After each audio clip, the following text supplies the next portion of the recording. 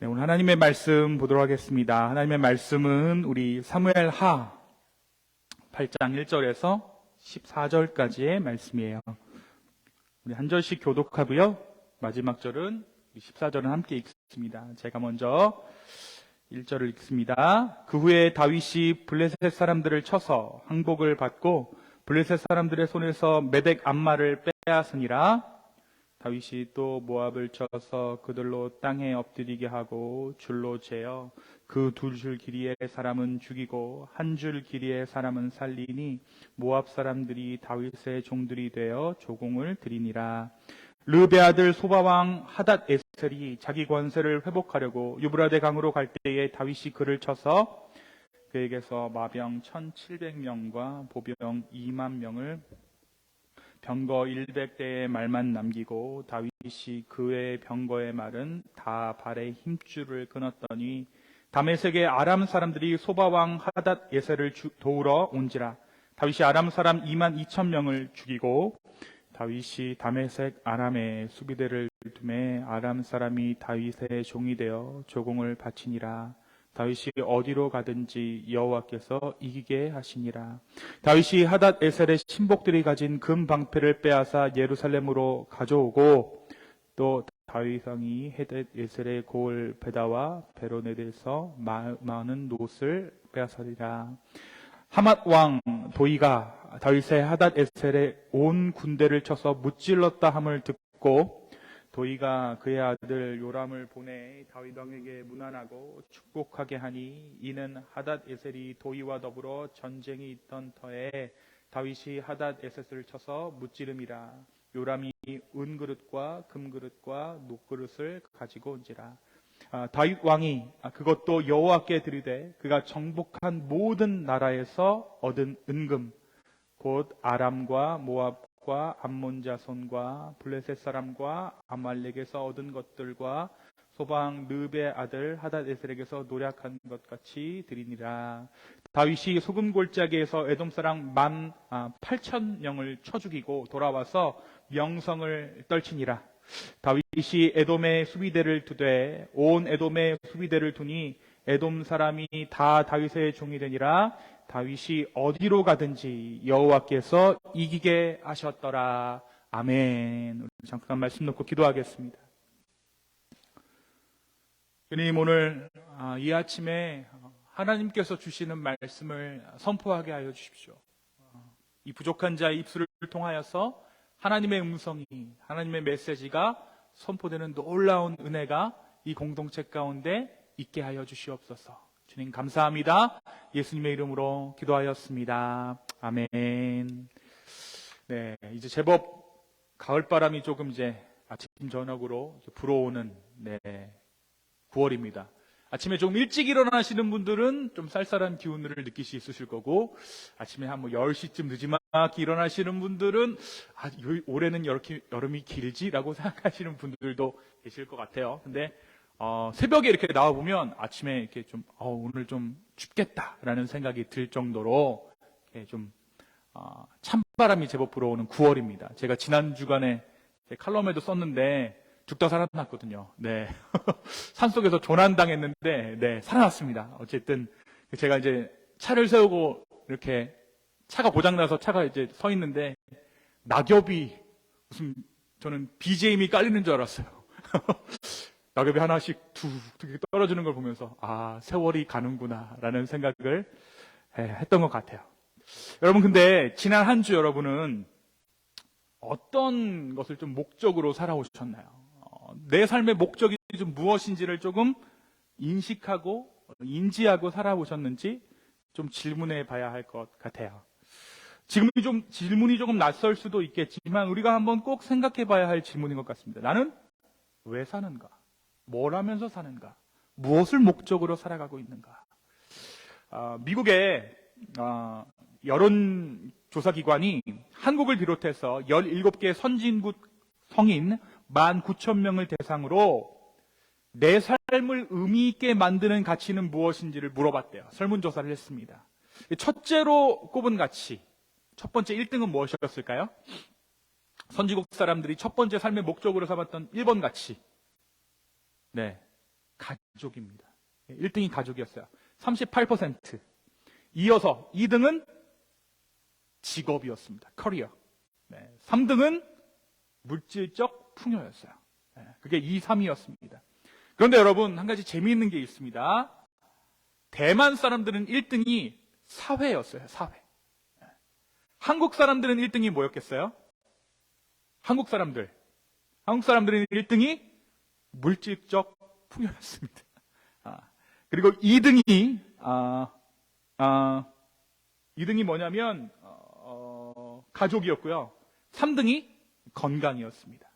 그러니까 한국 사람들은 다른 선진국 사람들보다 물질적 풍요가 굉장히 중요한 거예요. 물질적으로 풍요한 것. 그것이 우리의 삶의 목적이라는 것이죠. 삶의 목적이 무엇인가? 우리가 그냥 하루에 눈 떠서 하루의 시간이 다 지나면 하루가 끝난다라고 생각할 수 있습니다. 우리 아이가 이렇게 있는데 아이 엄마가 가장 바라는 게 언제겠어요? 아이가 자는 거. 하루 일과를 마치고 자는 거. 내 목적은 없습니다. 오로지 아이가 자는 것이 하루의 목적이에요. 애한테는 정말 미안하지만 우리 애가 오늘 잘 자고 하루를 잘 마무리 짓는 것, 더군다나 이 아이가 열이 나면 안 돼요. 또 이 아이가 자다가 배고파서 깨면 안 됩니다. 넉넉히 먹이고 어찌됐건 이 아이가 자는 것을 목적으로 두고 사는 거예요. 우리 둘째를 바라보고 있는 우리 가족 있잖아요. 소리자매님네. 잊어버렸다가 곧 옵니다.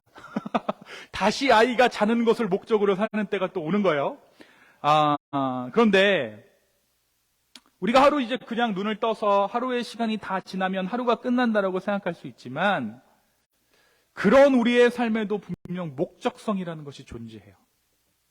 나는 아무런 목적 없이 살아가고 있습니다 라고 말씀하시는 분이 계실지 모르지만 내가 그 목적을 깨닫고 느끼고 체감하고 있지 않기 때문에 그런 것이지 목적 없이 사는 사람은 없다라는 거예요. 크게 삶의 목적에는 세 가지 측면이 있는 것 같아요. 첫 번째는 조금 아까 말씀드린 것처럼 아무런 목적 없이 살아갑니다 라고 말하는 사람들의 삶의 목적입니다. 내가 목적 없이 살아갑니다 라고 말하는 사람들은 사실 정말 죄송하지만 죽음을 목적으로 살아가고 있는 사람들이에요. 아니면 다른 사람들의 목적을 그냥 도와주기 위해 다른 사람의 목적이 내 삶의 목적이 되는 사람들입니다. 시간이 흐르면 인간은 누구나 죽음에 이르기 때문에 아무런 목적이 없이 살아가는 사람들은 사실상 내가 설정한 목적이 아닌 다른 누군가의 설정한 목적을 위해 살아가거나 죽음을 위해 살아가고 있는 것이죠. 또 한 부류의 사람은요, 내가 개인적으로 설정한 개인의 목적대로 살아가고 있는 사람들이에요. 예를 들면 몇 살 이전에 얼마의 돈을 모아야겠다, 또는 나는 향후 5년은 이러한 것을 이루어야겠다라는 어떤 개인의 삶의 목적들을 삶의 목적으로 두고 살아가는 사람들이에요. 이런 사람들은 종종 주변 사람들에게 이기적이다 또는 목적 지향적이다라는 오해를 받곤 합니다. 또한 꽤나 빡빡한 일정에 의해 삶을 진행시키기 때문에 경우에 따라서 첫 번째 사람들, 그러니까 아무런 목적 없이 사는 사람들은 이 두 번째 사람들의 수단이 되어버리기도 해요. 주도 면밀하게 살아가는 사람들, 이 사람들 있어요. 부부간에도 여러분 이런 관계가 존재합니다. 어떤 분들은 굉장히 주도 면밀하게 살아가는 남편을 두신 아무런 계획 없는 아내가 계시고 반대인 경우도 있겠죠. 근데 서로 알고 보면 서로가 서로에게 이용당하면서 살아가고 있는 거예요, 사실은. 마지막 부류의 사람은요, 바로 하나님의 목적에 의해 살아가는 사람들이에요. 나름대로의 계획이 있지만 그 계획보다는 하나님의 계획과 목적에 따라 삶을 운영하려고 애를 쓰는 사람들이죠. 이들은 원칙주의자처럼 보이기도 하지만 유연하고 감정만을 앞세우는 사람들 같이 보이기도 하지만 결정적인 순간에는 냉정한 판단을 하기도 합니다. 이게 굉장히 중요해요. 두 번째 사람은요, 자기의 목적이 흐트러지는 것을 용납하지 않아요. 그럼 원칙주의자처럼 보이죠. 세 번째 사람은요, 원칙주의자처럼 보이는데 유연해요. 또 굉장히 하나님만을 따라간다고 말하다 보니까 좀 감정적이다, 좀 광신자처럼 보인다라고 생각할지 모르지만 결정적인 순간에 냉정한 판단을 하기도 한다는 거죠. 냉정을 잃어버리지 않아요.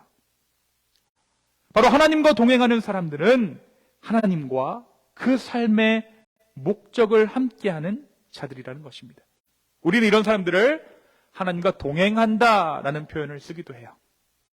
이 하나님과 목적을 같이 하는 사람들은, 다시 말해 하나님과 동행하는 사람들의 특징은 목적이 사라지고 동행에 초점이 맞춰지는 특징이 있습니다. 뭐가 사라진다고요?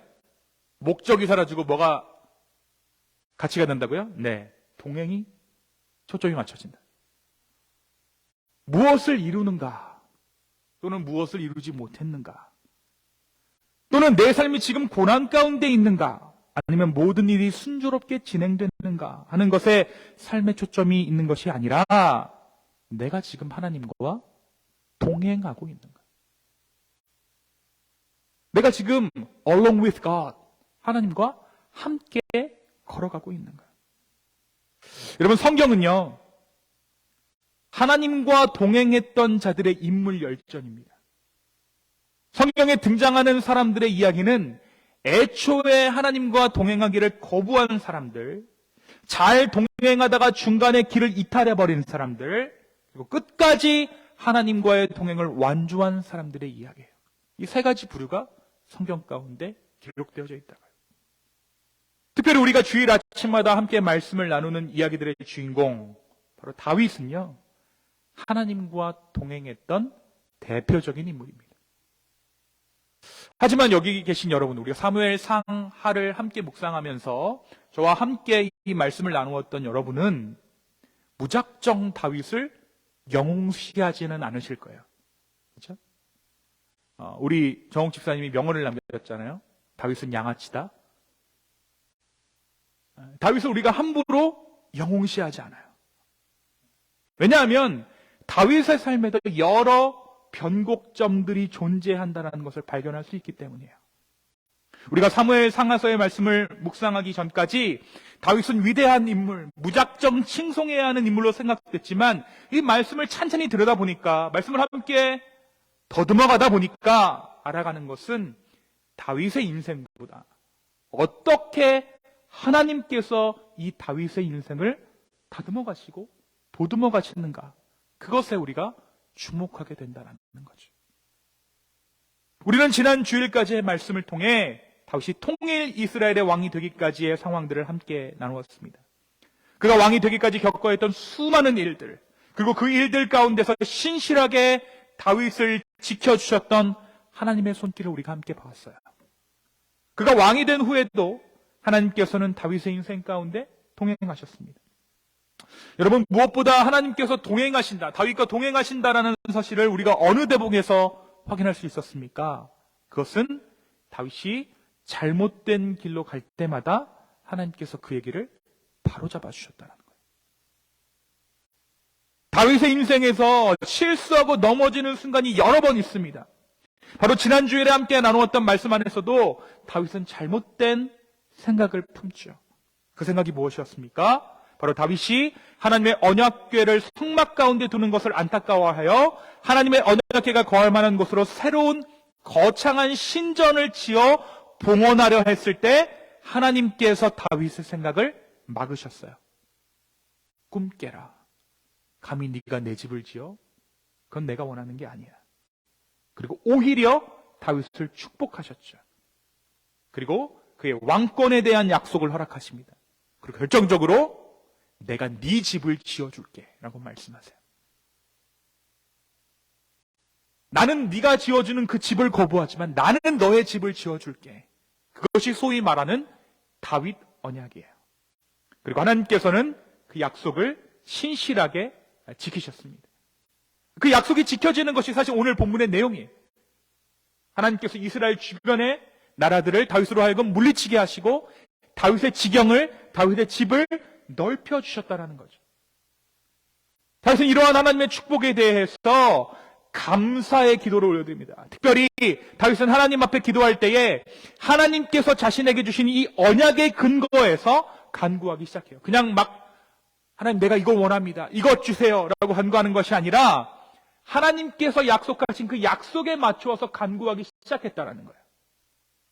하나님께서 약속하신 그 약속을 근거로 다윗이 기도하기 시작합니다. 이것은 다윗이 앞으로 인생의 위기를 겪을 때마다 반복되는 기도예요. 하나님 이렇게 약속하셨잖아요. 하나님 내게 이 언약을 주셨잖아요. 하나님의 약속을 붙잡고 기도하는 것. 그것이 이후에 다윗의 기도였다라는 것이죠. 그것이 사무엘하 7장 18절부터 29절의 내용입니다. 여러분, 근데 하나님의 언약에 기초한 기도가 다윗만 드리는 걸까요? 아니죠. 누가 이 기도를 드리고 있습니까? 저와 여러분이 드리고 있어요. 그렇죠? 우리가 기도할 때 우리는 모두 누구의 이름으로 기도하죠? 예수님의 이름으로 기도합니다. 라고 기도를 마쳐요. 이 말은 뭐냐면 주님 십자가로 약속하고 도장까지 찍으셨잖아요. 주님이 이렇게 약속하셨잖아요. 바로 그런 의미예요. 이 예수님의 이름으로 기도합니다로 끝을 맺는 모든 기도들은 모두 언약에 기초한 기도라는 것이죠. 하나님께서 세우신 그 언약, 예수 그리스도의 십자가로 확정한 그 약속 안에서 우리가 기도합니다. 그래서 이 예수님의 이름으로 기도합니다라고 고백하는 것이 참으로 중요해요. 내가 죄인이고 내가 연약하지만 주님, 이 기도가 언약 안에 있는 기도임을 잊지 말아 주십시오 하는 것이 바로 이 예수님의 이름으로 기도합니다라는 것의 의미예요. 달리 말하면 우리의 기도에 법정 대리인의 서명을 하는 것이죠. 우리의 법정 대리인 되시는 예수 그리스도의 도장을 우리의 기도 마지막에 찍는 것이 예수님의 이름으로 기도합니다의 의미예요. 그래서 어때요? 요즘 이 예수님의 이름으로 기도합니다를 막으려는 시도들이 굉장히 많죠. In God's name we pray. In Jesus' name we pray가 차별적이라는 거야. 그래서 모든 신을 아우르는 In God's name we pray로 기도해야 된다라고 말하는 다른 여러 단체들이 늘어났어요. 그렇죠? 예수님의 이름으로 기도합니다라는 말이 다른 종교를 향한 차별로 들린다라는 것이죠. 그러나 우리가 끝까지 포기하지 않아야 하는 것은 누구 이름으로 기도하는 것이라고요? 예수님의 이름으로 기도합니다. 여러분, 이게 신앙 기초 교육에 굉장히 중요하다라는 거예요. In Jesus' name we pray. 여러분, 이 다윗이 이 언약에 근거한 기도를 드린 후 그의 인생은 하나님의 온전한 은혜를 경험하게 됩니다. 바로 오늘 본문 말씀이 담고 있는 그의 승리에 대한 기록이 바로 그것이에요. 다윗과 그의 군대들은 하나씩 나라들을 정복해 갑니다. 하나님께서 집을 지어주고 계세요. 맨 처음에 모압, 그리고 이스라엘의 숙적이었던 블레셋을 이스라엘이 물리칩니다. 여러분, 이 블레셋과 모압은 당시에 굉장히 큰 나라들이죠. 하지만 다윗이 왕위에 오르고 난 후에 힘의 균형은 이스라엘 쪽으로 기울게 됩니다. 그래서 이 다윗이 블레셋과 모압을 차례로 정복해 가요. 이 블레셋과 모압을 정복한 다윗의 이스라엘은 여기서 멈추지 않습니다. 다윗은 아람도 정복합니다. 아람. 근데 이 아람은요, 좀 다른 나라와 달라요. 아람은 뭐였냐면 기마민족이에요. 기마민족. 말을 타고 다니면서 정복하는 기동력이 있는 민족이죠. 그래서 오늘 말씀 가운데도 모압과 블레셋이 어려움을 당했다고 어려움을 알리자 이 아람 사람들이 막 달려와서 이들을 막 구해주려고 해요. 그런데 어떻습니까? 네. 다윗이 이마저도 물리쳐요. 여러분, 이 모든 다윗의 성공을 성경 저자는 하나님께서 다윗이 가는 곳마다 승리하게 하셨다라고 표현합니다. 전쟁을 하는 것은 다윗이지만 그 전쟁에서 승리하는 것이 하나님의 뜻이었고 이 정복 전쟁들을 통해서 하나님의 승리가 드러났다라는 거죠. 실수가 많고 실패도 많았던 다윗이지만 하나님께서 다윗에게 승리를 경험하게 하셨다. 여러분, 우린 이 대목에서 한 가지 생각해 봐야 할 것이 있습니다. 다윗이 승리를 경험하기 위해 반드시 거쳐야 하는 하나의 관문이 있었어요. 그것이 무엇입니까? 그것은 이 전쟁이 철저히 나의 전쟁이 아니지만 또 내 전쟁이라는 내적 갈등입니다. 내 전쟁이 아니지만 또 나의 전쟁. 그것이 바로 이 다윗이 승리를 경험하기 위해서 반드시 경험해야 하는 지점이었어요. 여러분, 이것은 내 전쟁이 아닙니다. 그래서 내 함부로 싸울 수가 없습니다. 그렇다고 아예 싸우지 않을 수도 없습니다. 그래서 하나님의 대리전을 치러야 하는 다윗으로서는 전쟁이란 다른 민족들과의 싸움이기도 했지만 동시에 철저하게 내 스스로와의 싸움이기도 했어요. 이 두 번의 전쟁에서 모두 승리해야 하는 것이 바로 다윗의 인생이었다는 것이죠. 다윗 역시 다른 나라들처럼 전쟁을 통해 이기고 그들의 소와 말의 힘줄을 끊는 피 튀기는 전쟁을 치러야 했고 그 전쟁을 이기는 것을 목적으로 했지만 근본적으로 그는 하나님과의 관계에서 먼저 승리를 경험해야 했던 것입니다. 그래서 오늘 본문은 다윗의 승리 소식에 늘 이 말을 붙이고 있습니다.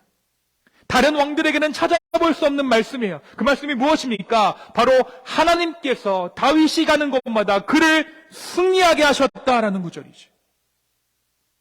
여러분, 하나님께서 다윗을 승리하게 하지 않으셨다라면 다윗에게 결코 승리가 주어질 수 없었다라는 것입니다. 다윗이 정복한 블레셋, 모압, 그리고 아람 모두 하나님께서 다윗을 승리하게 하셨기에 정복이 가능했다는 것이죠. 우리는 이 전쟁의 승리 안에서 다윗이 먼저 하나님 안의 관계 안에서 승리했음을 주목해야 할 필요가 있어요. 여러분, 또 한 가지 우리가 이 승리의 소식 가운데 집중해야 하는 것은 승리는 결과가 아니라 하나의 과정이었다는 사실이에요. 여러분, 우리는 승리를 목적으로 살아요. 이기려고 살아갑니다. 우리는 승리를 결과로 생각해요. 특별히 오늘 말씀은 다윗이 정복했던 수많은 나라들을 언급하고 있어요. 오늘 말씀은 그래서 이야기라기보다는 리스트에 가깝습니다. 다윗이 정복했던 나라들. 어떤 나라를 다윗이 접수하게 되었는가 하는 그 나라의 목록들이 오늘 말씀의 핵심적인 주제이기 때문이죠. 하지만 우리는 이 목록을 읽을 때 다윗의 여태까지의 삶의 여정을 생각하지 않을 수 없습니다. 여러분, 쇼핑 리스트를 적을 때 쫙 적잖아요. 이 가방도 필요하고 이 옷도 필요하고 이것도 필요하고 쫙 적는데 여러분, 그 옷들이 필요하기까지의 여정들이 있죠. 과정들이 있습니다. 내가 왜 이게 필요한가? 여러분, 우리가 이 승리의 목록을, 승리했던 나라의 다윗의 나라들을 쫙 읽을 때 다윗의 여태까지의 여정을 생각하지 않을 수 없다는 거죠. 때로 우리는 다윗이 전쟁에서 승리했다라는 것에 너무 많은 비중을 둡니다. 하지만 우리가 이 승리 뒤편에 숨겨져 있는 다윗의 결단과 다윗이 나가 싸우기까지의 그 모든 과정들을 결코 무시할 수 없다라는 거예요. 오늘 말씀에 기록되어져 있는 승리들은 하나님과의 동행의 과정 가운데 주어진 것입니다. 이 승리 자체가 결코 최종적인 목적이 될 수 없다라는 거죠. 그래서 여러분, 오늘 말씀, 이 사무엘하 8장의 말씀이 다른 본문들보다 짧은 이유예요. 과정이라는 것이죠. 사무엘하 한 가운데에 이 과정이 잠깐 언급되는 것이죠. 승리가 목적이 아니라 승리가 뭐라고요? 승리가 과정입니다. 여러분, 우리는 다윗의 인생에서 오늘 사무엘하 8장에 기록되어져 있는 수많은 전쟁에서의 승리 자체만을 형통이라고 말하지 않습니다. 그가 이 승리를 거두기까지 겪어야 했던 다윗의 수많은 시행착오, 그리고 좌절과 실패를 통한 하나님 앞에서 다시 서기까지의 과정을 우리는 형통이라고 말할 수 있는 거죠. 마지막으로 오늘 말씀 뭘 얘기하는가? 결국 전쟁은 내가 나가 싸워야 된다라는 거예요. 전쟁의 공포, 전쟁에 나가기까지의 과정과 전쟁에 나가서 감수해야 하는 모든 일련의 사건들을 우리가 무시할 수 없다라는 거지.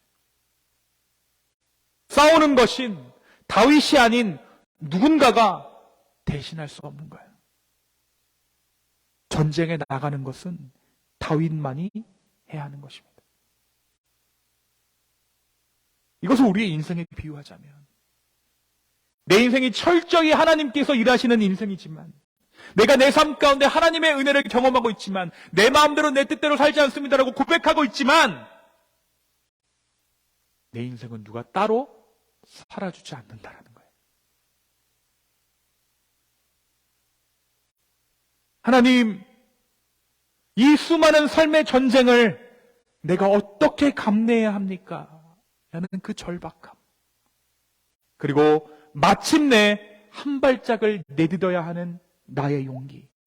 그 용기가 결국 우리를 이 모든 것이 은혜였습니다. 라는 고백으로 우리를 인도한다는 것입니다. 여러분, 예수님께서 십자가에 돌아가시기 전날에 어디서 기도하시죠? 겟세마네에서 기도하시죠. 왜 기도하셨습니까?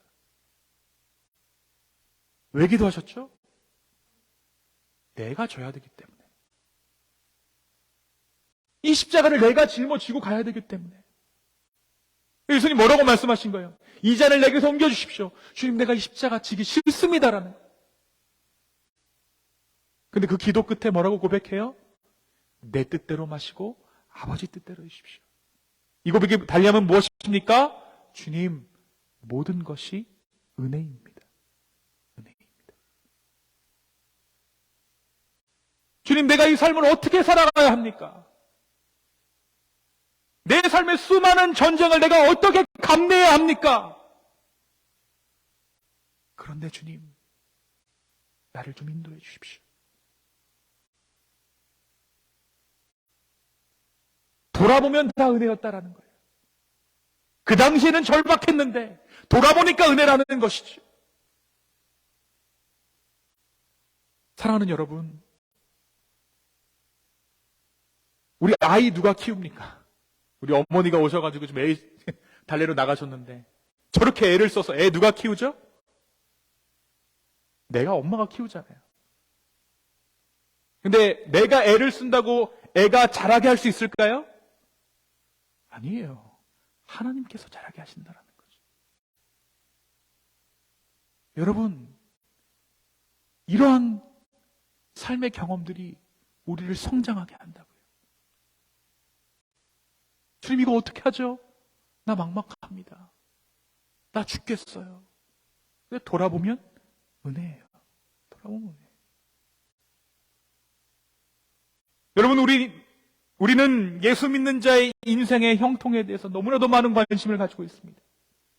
그래서 형통이라는 말을 들으면 거기에 꽂힌 나머지 다른 여러 가지 것들을 보지 못할 때가 있어요. 하지만 그 인생의 형통이라는 단어 안에는 수많은 의미가 담겨져 있습니다. 여러분, 인생에서 승리하기를 원하십니까? 그럼 먼저 하나님과의 관계에서 승리해야 합니다. 여러분, 인생에서 승리하기를 원하십니까? 그렇다면 이 승리를 열매로 생각하지 않고 과정으로 생각해야 합니다. 여러분, 인생에서 승리를 원하십니까? 그렇다면 맞서 싸워야 합니다. 우리가 만약 믿음의 선한 싸움을 싸우지 않는다면 우리는 결코 그 승리를 맛볼 수 없을 거예요. 하나님의 은혜는 맞서 싸워보려는 자에게, 믿음의 한 걸음을 내디디려는 자에게 주어지는 특권입니다. 저는 제 인생에서 그런 경험을 한 것 같아요. 누가 저보다 훨씬 잘된 사람이 있으면 그냥 부러워해요.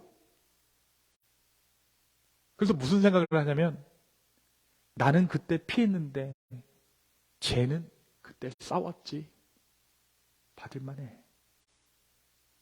나는 그때 무서워서 피했는데 쟤는 그때 싸웠지.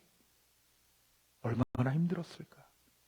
저 승리는 저 사람이 가져야 될 몫이야. 피하지 마십시오.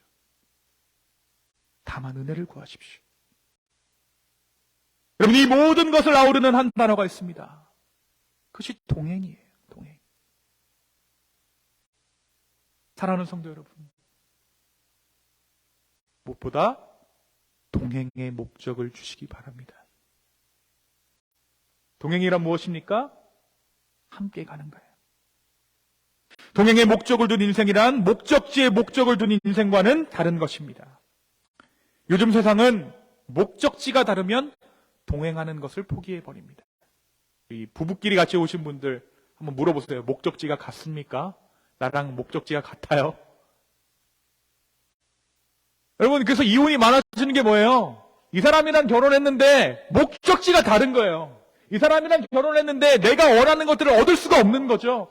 그러니까 이혼하는 거예요. 그렇죠? 그런데 여러분, 우리의 삶의 목적은 목적지가 아니에요. 어디라고요? 동행입니다. 같이 가는 게 목적이에요. 내가 가려는 목적지와 하나님께서 나를 인도하시는 목적지가 때로 달라 보일 때가 있어요. 바로 그때 우리가 선택해야 하는 것은 목적지가 아닌 뭐라고요? 우리 주님과 동행하는 거예요. 요즘 세상은 목적 지향의 세상입니다. 목적지가 다르면 배반하고 목적지가 다르면 말을 바꾸는 것이 소위 지혜라고 생각되어지는 세상을 우리는 살아가고 있습니다. 하지만 우리는 동행을 목적으로 하는 사람들입니다. 여러분, 이 기쁨의 교회 우리가 이렇게 모였는데요. 이 교회의 목적이 무엇입니까? 막 왔다 갔다 하죠? 이 헌치빌의 교회가 13개 있습니다. 어떤 그럴듯한 교회, 나한테 맞는 교회, 너무나도 많아요. 선택하면 되는 거죠. 근데 적어도 아침에 와서 썰렁한 교회를 선택했다라는 건요. 이게 교회 맞나 싶은 교회를 들어왔다라는 건 동행을 선택했다라는 거예요. 저와 여러분이 지금 뭐 하고 있다고요? 동행하고 있다고. 동행. 우리는 동행을 목적으로 하는 사람들입니다. 하나님과의 관계에서 동행을 목적으로 하는 사람들이에요. 함께 가는 것이 목적입니다. 우리는 결코 교회의 성공, 부흥을 목적으로 하는 것이 아니라 인생의 성공을 목적으로 하는 것이 아니라 함께 가는 것이 목적인 사람들이에요. 우리 옆 사람을 향해 같이 한번 고백합시다. 같이 갑시다. 같이 갑시다. 합승되나요? 라고 물어봐 주세요.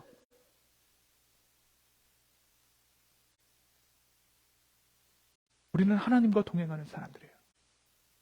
여러분, 하나님과 동행하면 얻게 되는 것이 있습니다. 그것은 용기예요. 혼자 가면 결코 할 수 없는 그 일들을 주님은 우리 손으로 하게 하세요. 삼위일체의 놀라운 점이 그 지점이죠. 만약에 예수님이 단독으로 십자가를 지셨다고 한다면 그 십자가 결코 못 지셨습니다. 동행했어요. 하나님과 성령과. 그래서 예수님이 그 십자가를 지실 수 있었죠. 혼자 가면 결코 할 수 없는 그 일들을 동행함으로 우리 주님은 우리 손으로 하게 하십니다. 또 하나님과 동행하면 얻게 되는 것이 그 용기로 말미암은 진정한 승리예요. 오늘 말씀이 이야기하고 있는 대로 그 동행의 과정 가운데 하나님은 우리에게 승리를 반드시 경험하게 할 줄로 믿습니다. 그럼 믿으셔야 돼요. 동행하면 우리는 때로 이 일을 다 어떻게 헤쳐나갑니까? 라고 말할 때가 있겠지만 돌아보면 우리의 삶이 승리의 여정 되게 하실 것입니다. 여러분, 기회를 보는 사람은 잠깐 승리할 수 있지만 그 인생은 비굴합니다. 하지만 동행하는 사람은 잠깐 비천할 수는 있지만 그 인생은 결코 실패하지 않을 것입니다. 여러분, 어떤 분이 이런 말씀을 하시더라고요. 한 사람을 만나기 전에 자기는 그 사람을 만나는 시간만큼 기도한대요. 예를 들어서 미팅이 이 사람 내가 50분 미팅이다. 그러면 50분 동안 기도하는 거예요. 여러분, 이러한 인생이 동행하는 인생이 아닐까요? 하나님께 모든 것을 맡기지만 그렇기 때문에 최선을 다해 살아가는 인생. 하나님이 정말 이 사람을 만나게 하셨다는 것을 인정한다면 우리는 동시에 그 만남을 위해 기도할 수밖에 없다는 것이죠. 여러분, 모든 것이 하나님의 뜻입니다라고 고백할 수 있는 인생은요, 최선을 다해본 사람만이 할 수 있는 고백이 바로 그것이에요. 동행은 하나님과 함께하는 자들의 몫입니다. 사랑하는 기쁨의 교회 성도 여러분, 이번 한 주 하나님과 동행하십시오. 그리고 그 동행 가운데 하나님께서 허락하시는 진정한 승리들을 경험할 수 있는 저와 여러분 되기를 예수님의 이름으로 축원합니다. 이 시간 함께 기도하겠습니다.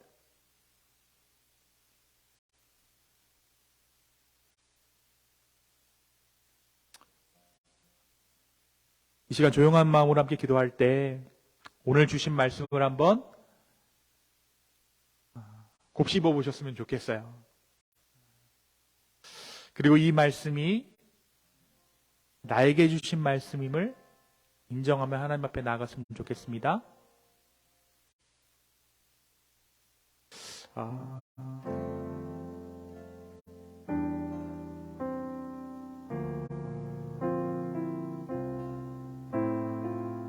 주님,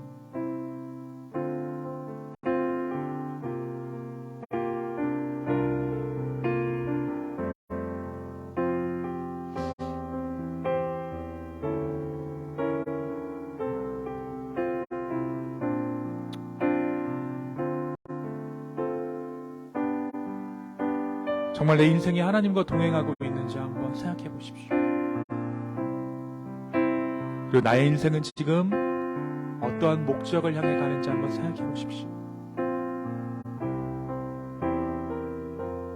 필요 이상의 짐을 지고 있다면, 내 인생에 주어진 짐이 너무나도 버겁다면 그 짐을 나누어 져주시는 하나님께 내려놓는 이 아침 되기를 원합니다.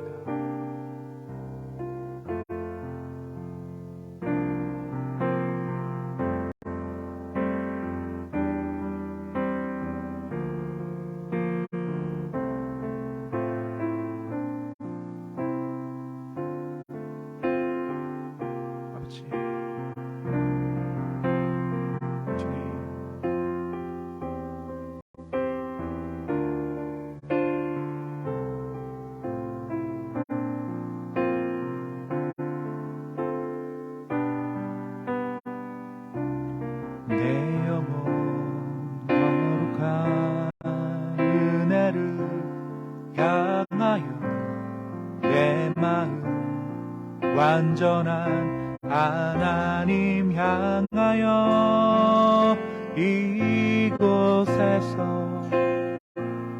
바로 이 시간 하나님을 예배합니다. 내 영혼 거룩한 은혜를 향하여 내 마음 완전한 하나님 향하여 이곳에서 바로 이 시간 하나님을 예배합니다. 주님, 내가 주님과 동행하고 싶습니다. 내 인생의 계획대로라면 내가 지금 여기 있어서는 안 되는데, 지금 이 일이 내 삶에 일어나서는 안 되는데, 여러분, 그런 마음을 하나님 내가 품고 살았습니다. 내가 있을 곳은 이곳이 아닌데, 지금 이 일이 내 삶 가운데 일어나면 안 되는데, 그런 마음들을 주님 가지고 살았음을 고백합니다. 그런데 주님, 오늘 이 말씀에 따라서 주님, 내가 목적지를 향해 가는 것이 아니라 주님과 동행하는 편을 택하겠습니다 라고 고백합니다. 주님께서 나와 동행하시기에 주님께서 나를 이끄시는 그 목적지로 내가 향하겠습니다. 주여, 내 삶을 인도하여 주시옵소서. 감사합니다. 예수님의 이름으로 기도했습니다. 아멘. 네, 우리 이 시간에는 한번